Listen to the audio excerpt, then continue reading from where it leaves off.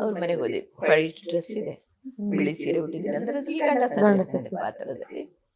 ಆಮೇಲೆ ಅವ್ರ ಮನೆಗೆ ಹೋದೆ, ಹುಬ್ಳಿಗೆ ಫೋನ್ ಹಚ್ಚಿದೆ, ಯಾರು ಏನು ಅಂತಂದು.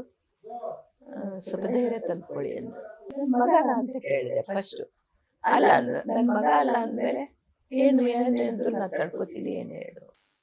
ನನ್ನ ಅಕ್ಕನ ಮಗಳು ಫೋನ್ ಎತ್ಕೊಂಡು, ಇಲ್ಲ ಅಂಕಲ್ ಅಂದ್ರೆ ನನ್ನ ಗಂಡ ತೀರೋದು. ಹೌದಾ, ಯಾವಾಗ ಅಂದೆ. ಬೆಳಗ್ಗೆ ತೀರೋದು. ಇಡೋದಿಲ್ವಾ, ಇಟ್ಟಿಲ್ವಾ ಅಂತ. ಇಡೋದಿಲ್ಲ ಅವರು, ನಮ್ಮ ಕಡೆ ಪದ್ಧತಿ ಬ್ರಾಹ್ಮಿಣ್ಸ್ ಅಲ್ಲಿ ಇರಲಿಲ್ಲ. ಆಮೇಲೆ ಅದು ಅರ್ಥ ಇಲ್ಲ ನನಗೆ, ಯಾಕಂದ್ರೆ ಅವರು ಕೊಟ್ಟ ಒಂದು ಶಿಕ್ಷೆಗಳು, ಅವರು ಕೊಟ್ಟ ಒಂದು ನೋವುಗಳು. ಮನೆ ಮುಂದೆ ನಾಯಿ ಸತ್ರು ಅಳೋಳು ನಾನು, ಆದರೆ ಅಳು ಬರಲಿಲ್ಲ, ಸುಮ್ಮನೆ ತಡ್ಕೊಂಡೆ. ನನ್ನ ಸುತ್ತ ಇದ್ದವರೆಲ್ಲ ಅವರಿಗೆಲ್ಲ ಕ್ಯೂರಿಯಾಸಿಟಿ, ಯಾರು ಸತ್ರು ಅಂತ. ಹೌದಾ ಹೌದಾ ಅಂತ, ಹತ್ತು ಬಿಡಿ ಅಂದು, ಪ್ರಯತ್ನ ಮಾಡ್ತೀನಿ ಅಂತಂತೆ. ಫೋನ್ ಇಟ್ಟೆ, ಎಲ್ಲರೂ ಕೇಳಿದ್ರು ಯಾರು, ಏನು ಹೇಳಿ, ಗ್ರಾಮದಲ್ಲಿ ಅಷ್ಟು ಹತ್ತಿದ್ದೀನಿ, ಇಲ್ಲಿ ನಿಜ ಜೀವನದಲ್ಲಿ ನನ್ನ ಕಣ್ಣಿಗೆ ಬರ್ತಾ ಇಲ್ಲ.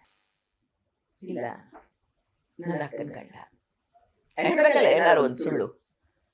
ಆಮೇಲೆ ಬಂದು ಸುಮ್ಮನೆ ಮುಸ್ಕಾಗಿ 3 ಶೋ ಮಾಡಿದ್ದೀನಿ ಅವತ್ತು ನಾನು. ಅವ್ರ ಓನರ್ಗೂ ಎಲ್ಲ ಹೋಗಿ ಹೇಳಿದ್ರು ಅಕ್ಕನ ಗಂಡ ಅಂತ. ನನ್ನ ಫ್ಯಾಮಿಲಿ ಎಲ್ಲ ಪರಿಚಯ ಅವರಿಗೆ. ಅವ್ರು ಊಟ ಗಿಟ ಎಲ್ಲ ಮಾಡ್ಕೊಂಡು ನನ್ನ ಹತ್ರ ಬಂದು, ಯಾರು ಜಯಲಕ್ಷ್ಮಿ, ನಿಮ್ಮ ದೊಡ್ಡ ಅಕ್ಕನ ಗಂಡನ? ಅಲ್ಲ. ಇನ್ನೊಬ್ರು ಅಕ್ಕನ ಗಂಡನ? ಅಲ್ಲ. ಮತ್ತೆ ಯಾರ ಗಂಡ ಮರೈತಿ ಅಂತ. ನನ್ನ ಗಂಡ ಅಂತ. ಅವ್ರಿಗೆ ಶಾಕ್, ಏನಾಗಿತ್ತು? Heart attack. ಹೋಗ್ಬೇಕಾ ಅಂದ್ರು.